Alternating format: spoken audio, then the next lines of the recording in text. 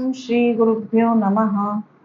श्री भगवानुवाच एयं स नित्यसन्न्यासी यो न देष्टि न काङ्क्षति निर्द्वन्द्वो हि महाबाहो सुखं बन्धात् प्रमुच्यते। अनुवाद कुछ इस प्रकार से है, हे अर्जुन, जो पुरुष ना किसी से द्वेष करता है और ना किसी की आकांक्षा करता है, वो कर्मयोगी सदा सन्यासी ही समझने योग्य है, क्योंकि राग द्वेषादि द्वंद्व से रहित पुरुष सुखपूर्वक संसार बंधन से मुक्त हो जाता है। जैसे हम भगवान चैप्टर 3 से कर्मयोग, कर्म ज्ञान संन्यास योग, ये यहाँ पे 3 चैप्टर हम सुन रहे हैं, क्योंकि बार बार भगवान बोल रहे हैं ऐसा कर्म करो जिससे बंधन ना हो। इसलिए अर्जुन जी को ज्ञान भी दे रहे हैं। ज्ञानी कौन है? ज्ञानी यानी वो है जिसके मन में कोई प्रश्न ही नहीं रहा, उसका सारा शंका समाधान हो गया है, उसी को हम ज्ञानी कहते हैं। फिर यहाँ पे कर्म योग आप बार बार सुन रहे हो कि कर्म योग क्या है, कर्म क्या योग क्या है। यानी ऐसे कर्म की प्रक्रिया हो जिसमें मनुष्य के अंतःकरण में, अपने हृदय में राग द्वेष एकदम समाप्त हो जाए, इस योग को कर्म योग कहते हैं।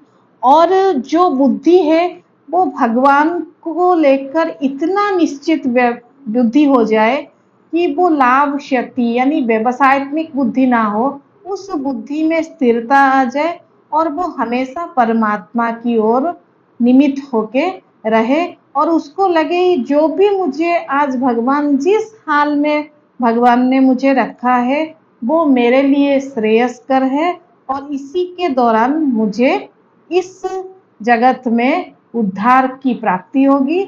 और ऐसे ही जिसके मन में ऐसा सोच हो, वही व्यक्ति के द्वारा जो कर्म समापन होता है उससे कर्म बंधन नहीं होता। हमने पिछले सारे चैप्टर में इसी को ही हम पढ़ रहे हैं, इसलिए मैंने थोड़ा इंट्रोडक्शन दिया है। अभी हम आगे आगे जाके भगवान इतने अच्छे अच्छे श्लोका में आगे आगे जाके इतना रहस्य बोलेंगे, क्या है हम जानेंगे। जैसे आज का भी श्लोका देखिए, तो जैसे पहले ही है सन्यासी। सन्यासी कौन है? जिसने त्याग किया है। क्या त्याग किया है? फिर बोलते हैं नित्य सन्यासी, यानी नित्य सन्यासी अगर कोई है तो अनित्य सन्यासी भी कोई होगा। अनित्य सन्यासी को हम पहले समझते हैं, फिर जाके नित्य सन्यासी को हम समझेंगे। अनित्य सन्यासी यानी मुझे कोई बंदा सिगरेट फूक रहा है, तो उसका है कि वो हर रोज 10 सिगरेट फूकता है। तो एक दिन उसको किसने बताया या कुछ अवेयरनेस आ गया, बोला नहीं सिगरेट शरीर के लिए खराब है, तो मैं अब सिगरेट नहीं डालूंगा। तो वो क्या होता है कि वो 2-4 दिन नहीं खाता या कम कर लेता है।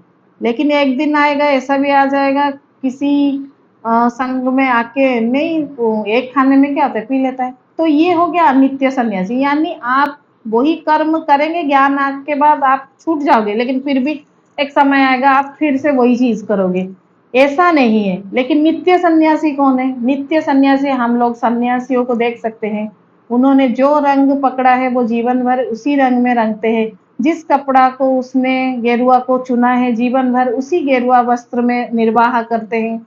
जो भी वो तिलक हो, माला हो, जो भी आकृति हो, अपने गुरुदेव, अपने गुरु परंपरा में जो भी उनको मिला है, वो उसी का जीवन भर हमेशा पालन करते हैं, और इसीलिए उनको नित्य सन्यासी कहा गया है।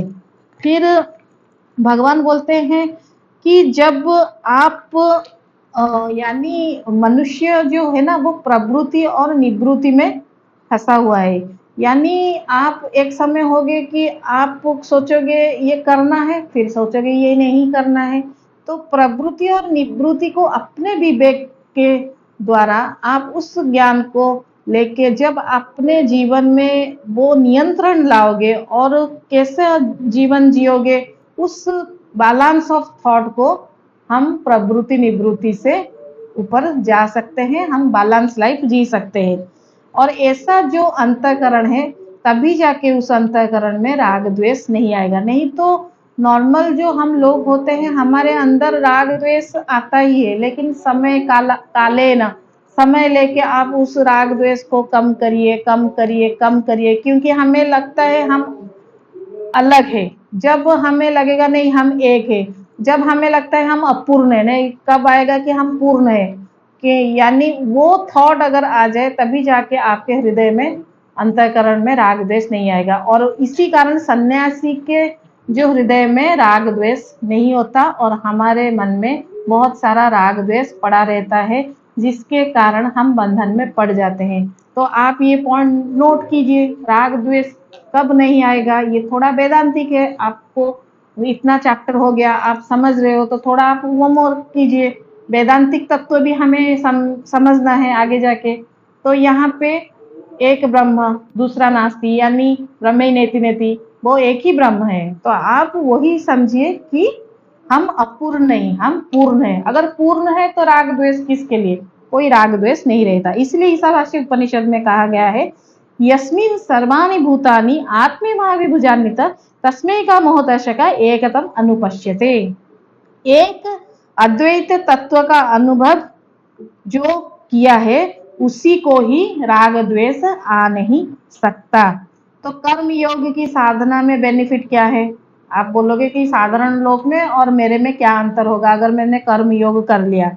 तो ये आप स्ट्रेट जानिए, अगर आपने कर्म योग को अपनाया है और राग द्वेष से मुक्त हो जाए, तो साधारण लोग अपने इंद्रिया और मन के कारण कर्म करेंगे और उसका वो बंधन में पड़ेंगे। लेकिन जो कर्म योगी है, जिसने ये ज्ञान प्राप्त कर लिया है, तो उससे क्या होगा, वो कर्म करेगा लेकिन कर्तव्य कर्म करेगा, जिससे बंधन कभी भी नहीं पड़ता।